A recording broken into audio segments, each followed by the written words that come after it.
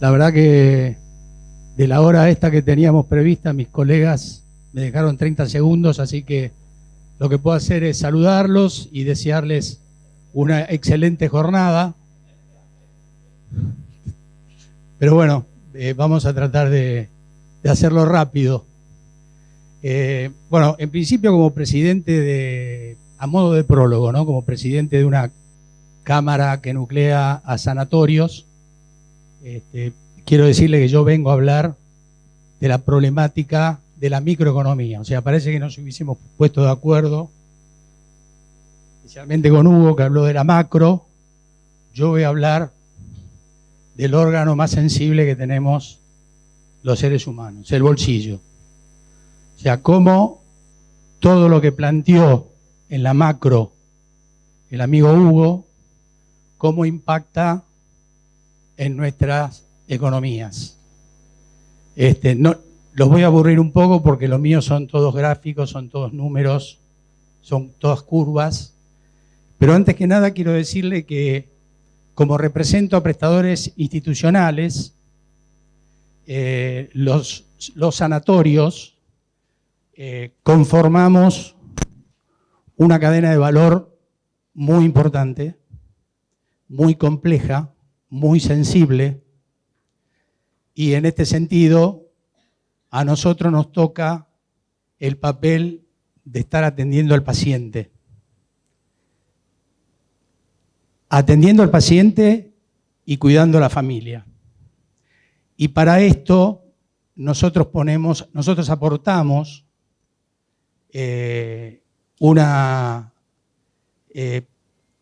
capital edilicio, y no estoy hablando de las grandes empresas, incluso las pequeñas y medianas empresas aportan un capital edilicio enorme, aportan una tecnología muy importante, no solamente pesada, sino liviana. Aportan un capital humano multidisciplinario, un equipo de salud multidisciplinario que está al servicio del paciente y su familia. Aportan una cantidad infinita, incontable, de insumos biomédicos. Aportan también insumos médicos y todo eso lo hacemos con las puertas abiertas 24/365. Y de esto vamos a hablar.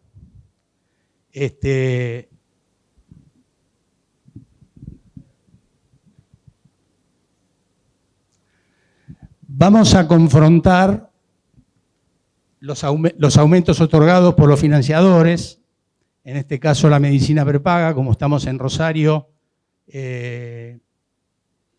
un sanatorio de la localidad de Rosario nos dio los números del IAPOS.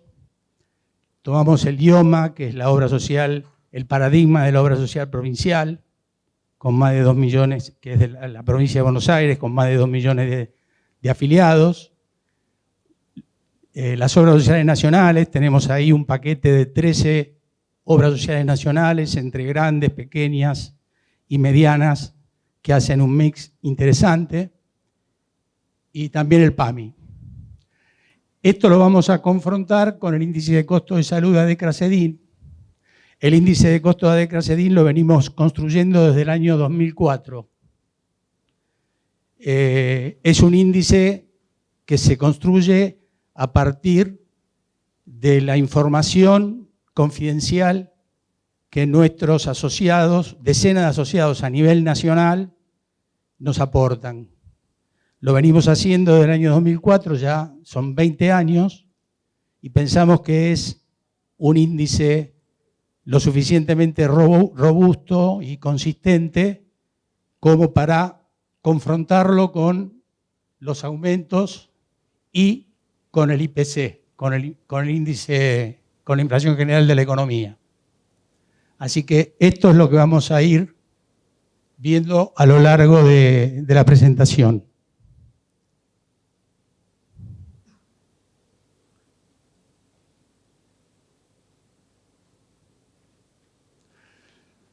Bueno,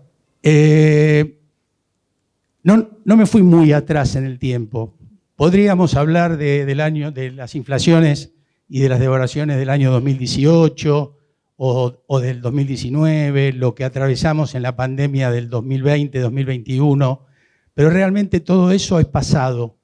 Lo tenemos en la memoria, lo podemos utilizar todo el aprendizaje para el futuro.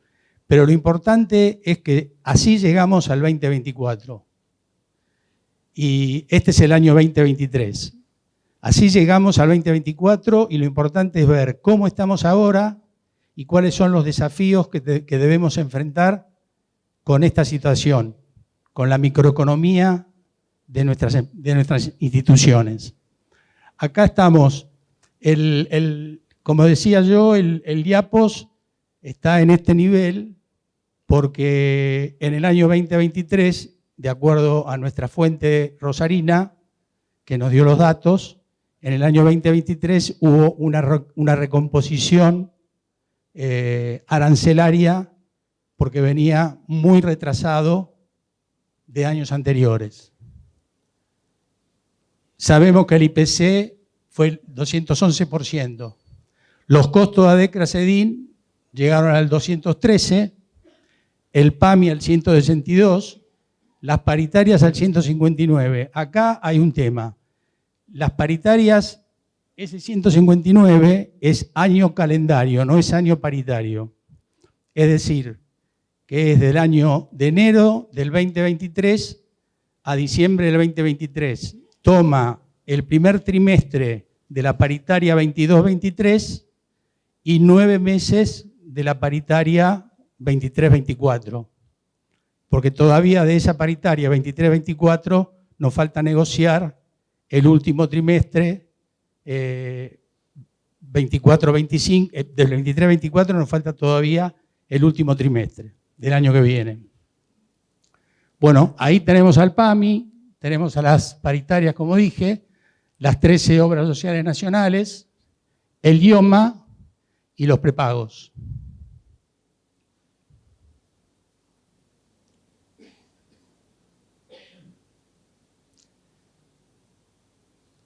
Esto fue, mostré primero el año 2023 como para más o menos tener una idea de cómo entramos nosotros al 2024.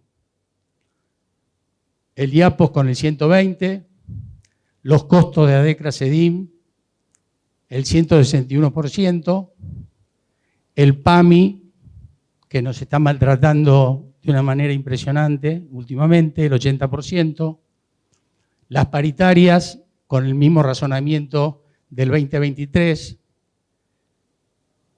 las obras sociales nacionales, el IOMA y los prepagos. Los prepagos, evidentemente, han recuperado, a partir de los primeros meses del año 2024, han recuperado gran parte de lo que se había congelado, recuerden.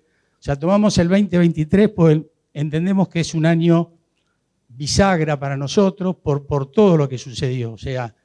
Elecciones que cambiaron radicalmente el rumbo de la economía, el plan platita de Sergio Massa, una superinflación del 211%. Hay muchas razones por las cuales tomar el año 2023 para confrontarlo con el 2024 y mostrar en qué condiciones estamos llegando al final del año. Hay 3 meses que venimos proyectando, que son los meses de octubre, noviembre y diciembre. Esto también para los próximos gráficos. ¿Cómo los proyectamos? Bueno, en el caso de los costos laborales, ya sabemos, ya tenemos las paritarias firmadas, ya sabemos lo que tenemos que pagar en octubre, el 4%, el 3,8% en noviembre y el 3,6% en el mes de diciembre. El resto de los costos los hemos actualizado a partir de los datos del Banco Central, o sea, del REM y del dólar futuro. Este es el acumulado de los 2 años.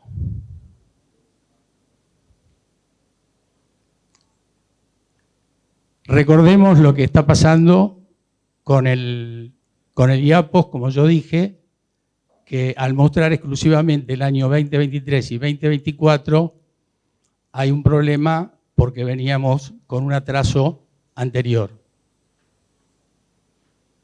Pero bueno, fíjense el IPC y un poco lo que decía Hugo, en el sentido de que los costos de ADECRA-CEDIN, que sería, vamos a decir, el IPC Salud, están muy por arriba del IPC general. Esta es un gráfico en el que confrontamos el índice de costo de salud con las obras sociales nacionales, prepagas y PAMI. Pero lo hemos ajustado por inflación, o sea, todos los meses están ajustados por inflación. Lamentablemente no tuvimos, tanto del IOMA como del IAPOS, los datos mensuales como para poder hacer lo mismo. Necesitábamos los datos mensuales porque esto se hizo ajustado por inflación mensual. Acá vemos claramente la base 100 es diciembre del 2022, la línea punteada es el costo. Vemos, por ejemplo, el comportamiento del PAMI, que venía de alguna manera por arriba del costo en los primeros meses, pero fundamentalmente a partir de diciembre del 2023, por la explosión inflacionaria que hubo en noviembre y diciembre del 2023 y los primeros meses del 2024, realmente cayó notablemente. Al ajustarlo por inflación, y además, en el año 2024, no solamente están retrasados, ajustados por inflación, están retrasados nominalmente. O sea, no necesito ajustarlo por inflación, ya están atrasados nominalmente los aranceles del PAMI. Fíjense esta brecha. Estamos en 70% con el PAMI contra un 120% contra un 120% del índice de costo. Hay 50 puntos. Hay una brecha de 50 puntos. En el caso de las obras sociales nacionales, estamos en el orden del 90%, o sea que ahí tenemos 30 puntos, con la medicina, con las obras sociales nacionales 30 puntos, con las prepagas casi 40, o sea, ha quedado una brecha, y esa brecha, como lo vamos a ver ahora, esa brecha se mantiene a lo largo del tiempo. ¿Qué hicimos acá? Hicimos una proyección de ingresos, tomando para un sanatorio que tiene un 40% de prepago, un 30% de obras sociales provinciales y un 30% de obras sociales nacionales. Tenemos los datos firmes hasta junio del 2024 y luego lo hemos proyectado de la manera que yo les comenté. Está claramente igual que en esta. Fíjense, en diciembre del 2023, tanto en esta como en esta placa, fíjense lo que fue diciembre del 2023. Un 57% de diferencia. La línea roja es el índice de costo, la azul es el índice de ingresos proyectado sobre ese nivel. Ahí no pusimos al PAMI porque el PAMI es muy dificultoso poner un número, ya que pagan por cápita, pagan por prestación, el ambulatorio lo pagan por prestación, en algunos lugares del interior del país, en provincias pagan por prestación también y no por cápita, en el conurbano bonaerense pagan por cápita, o sea que realmente hacer un número para tenerlo ahí en la proyección de la canasta de financiadores era realmente muy difícil. Así que decidimos, o sea, acá podemos jugar un 30% de prepaga, un 40% de obras sociales nacionales, un 30% de obras sociales provinciales, pero la curva se va a mantener. Y esto es el problema que tenemos, porque así vamos a entrar al 2025.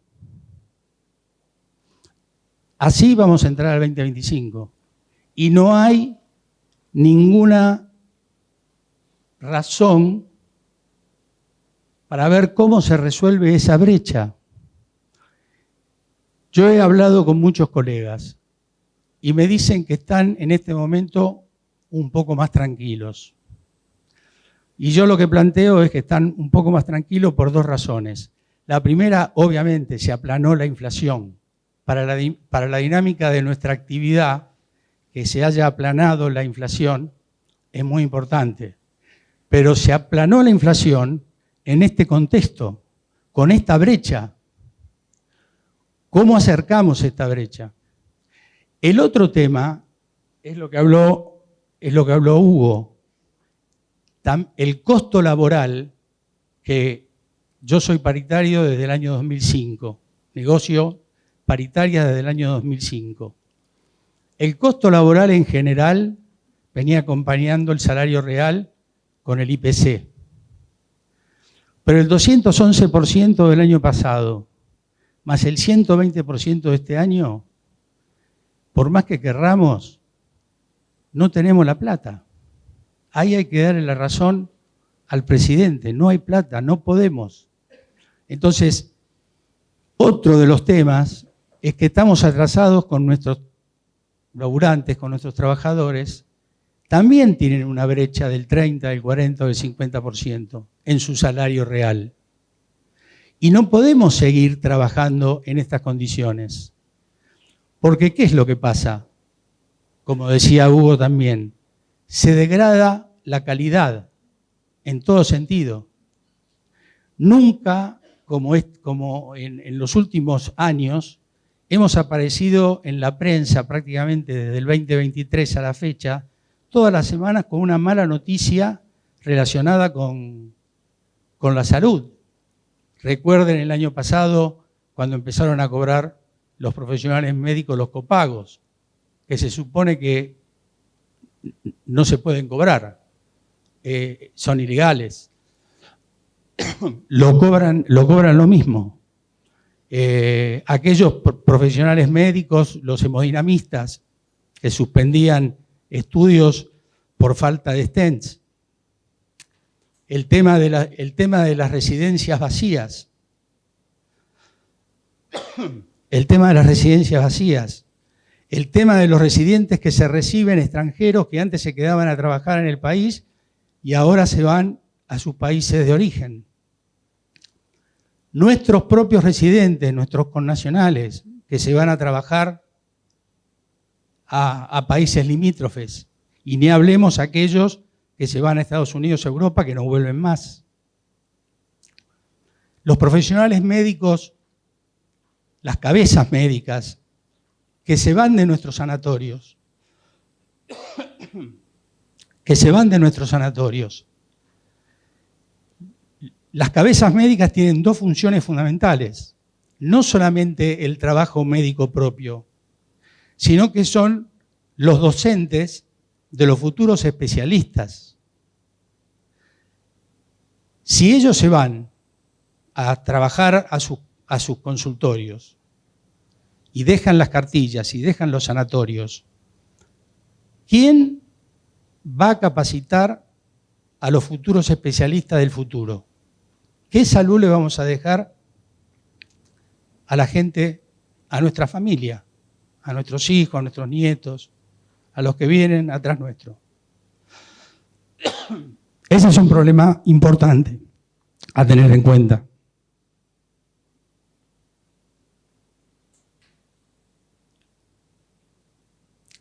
Llega fin de año. ¿A qué nos enfrentamos? Cayó la emergencia sanitaria en diciembre del 2023. El Ministerio de Economía, o sea, el vencimiento de la resolución 617, que suspenden las ejecuciones y los embargos, tenemos fecha de vencimiento al 31 de diciembre. No sabemos si la van a prorrogar.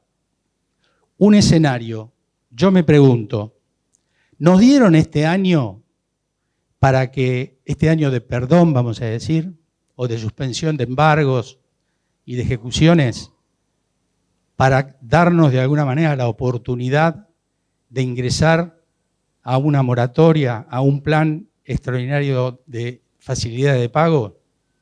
Que hay sanatorios que han ingresado y ya prácticamente no lo pueden pagar porque tienen que pagar o han tenido que pagar para ingresar una suma de dinero exorbitante.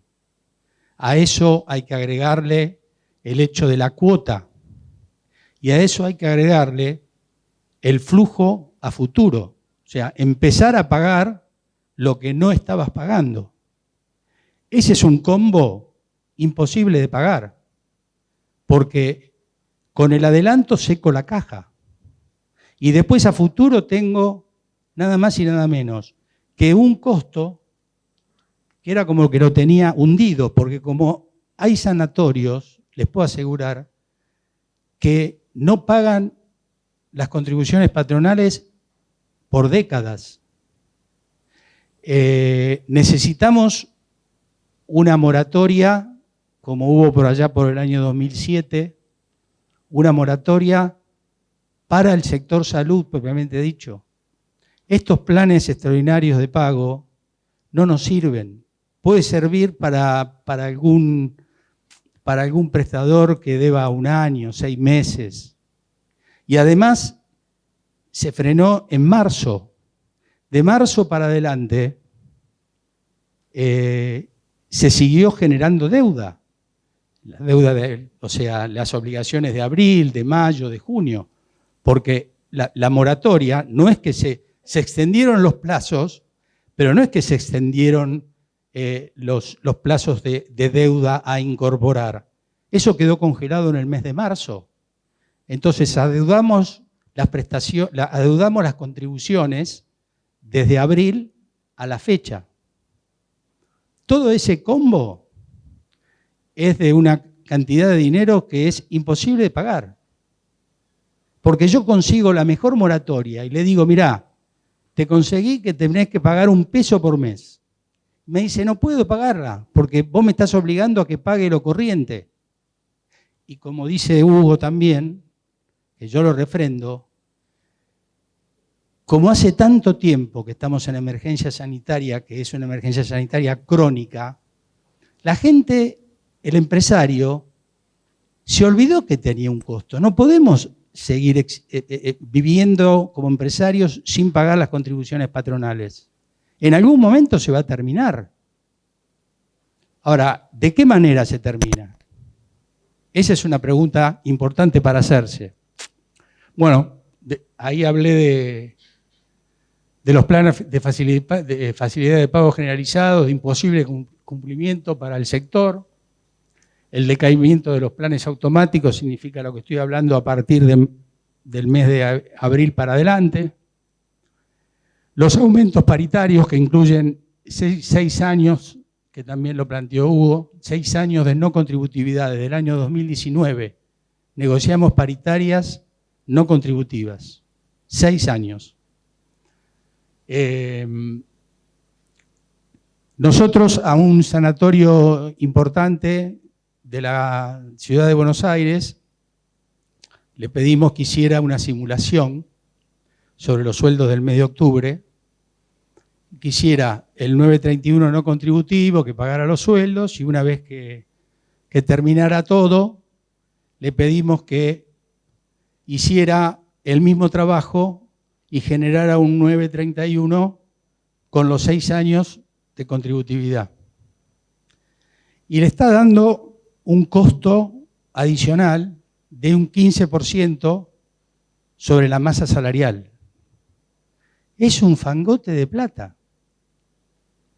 Imagínense el día después de mañana, como el título de la película.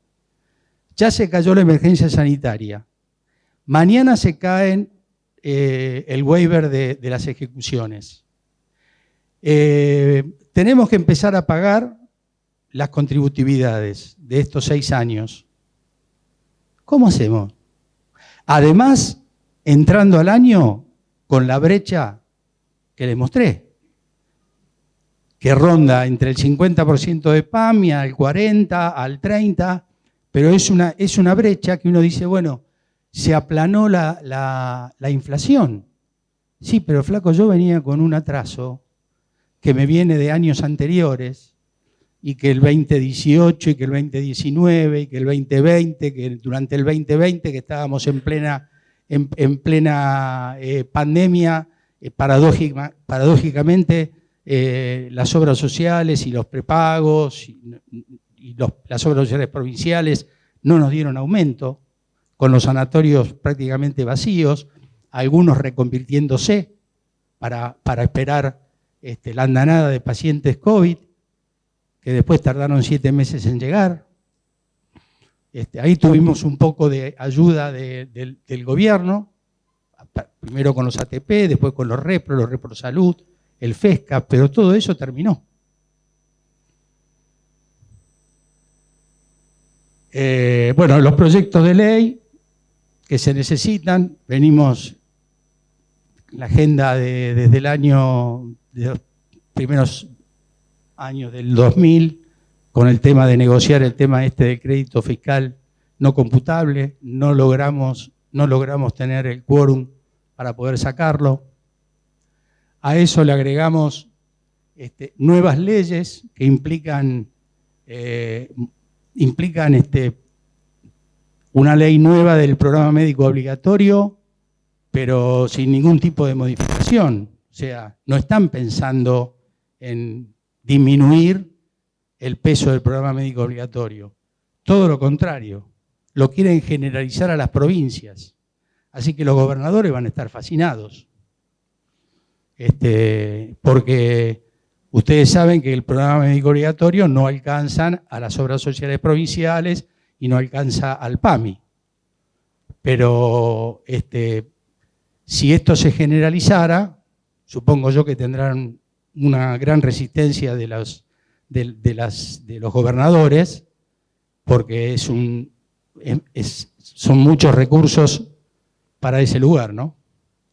Y bueno, luego, finalmente, empresas gravemente endeudadas, necesidad de recomponer el flujo financiero en un momento donde está la moratoria, que es exactamente la consecuencia es todo lo contrario. Lo que venimos hablando, ¿no? La imposibilidad de cerrar la brecha entre ingresos y costos, esa brecha importante que le mostraba, y las fuertes inequidades entre las regiones del país, que también lo nombró Rodrigo. Estoy totalmente de acuerdo, yo firmo una paritaria en la calle Leandro Alén, en Buenos Aires, y obligo a una clínica de Rosario, a un gigante de la capital federal, a una clínica de Famaillá, a todo el mundo. O sea, es una paritaria unitaria, de alguna manera, en un país federal, con un montón de dificultades, con un país enorme, donde hay inequidades de todo tipo y realidades regionales de todo tipo. O sea que es verdad, se deberían hacer las paritarias ni siquiera a nivel provincial ni regional, deberían ser por empresas,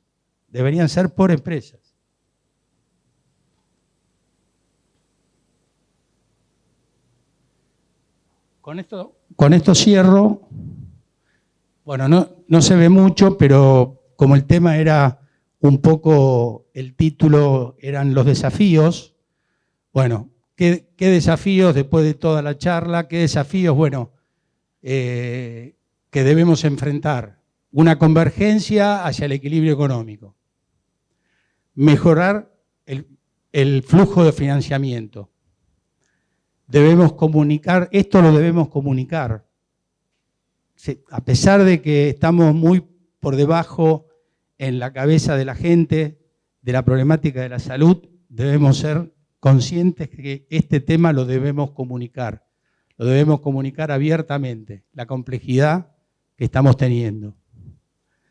Y tenemos el desafío también de operar sin subsidios y sin emergencias sanitarias, porque nos la sacaron de un plomazo.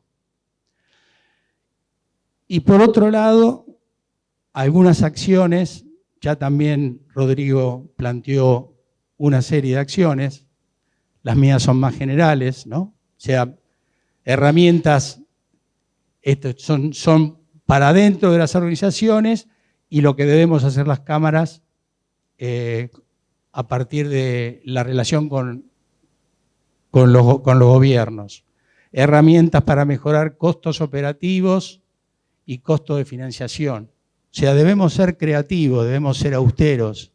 Tenemos que seguir repensando qué cosas podemos hacer para resolver la problemática de esa brecha que creo que lo debemos considerar como una especie de costo hundido, porque no veo la forma de poder achicarla. Bueno, firme planteo de mejoras del circuito económico y bueno, incentivo a la capacitación, eso es fundamental para mejorar la calidad, hacer lo que se pueda para mejorar el clima de trabajo de nuestro capital humano.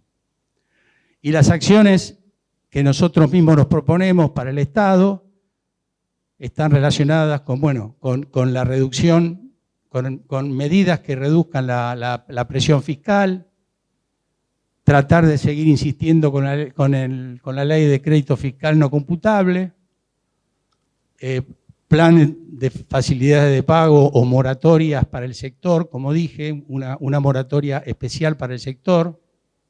Otro tema muy importante, somos empresas, y con esto termino, somos empresas electrodependientes, gastamos mucho en electricidad, las 24 horas, abiertos. Hemos hecho en los últimos años un montón de notas a la Secretaría de Energía para solicitar la recategorización del sector prestador. Y bueno, declarar también la esencialidad del sector, porque nosotros tenemos en la cabeza que somos un sector esencial, pero no está escrito en ningún lado. Y cuando hay una medida de fuerza del sector laboral, que tiene derecho a hacer una medida de fuerza, pero nosotros lo que necesitamos es que eso de alguna manera se homogeneice, porque si no, cada prestador, de acuerdo al poderío de su comisión interna o del gremialista de turno, tiene más o menos problemas. O sea, cada sanatorio, en el momento de tener que enfrentar una medida de fuerza, se tiene que arreglar solo. Entonces, debe estar reglamentada la declaración de esencialidad del servicio sanatorio privado. Así que bueno, con esto me despido. Muchas gracias.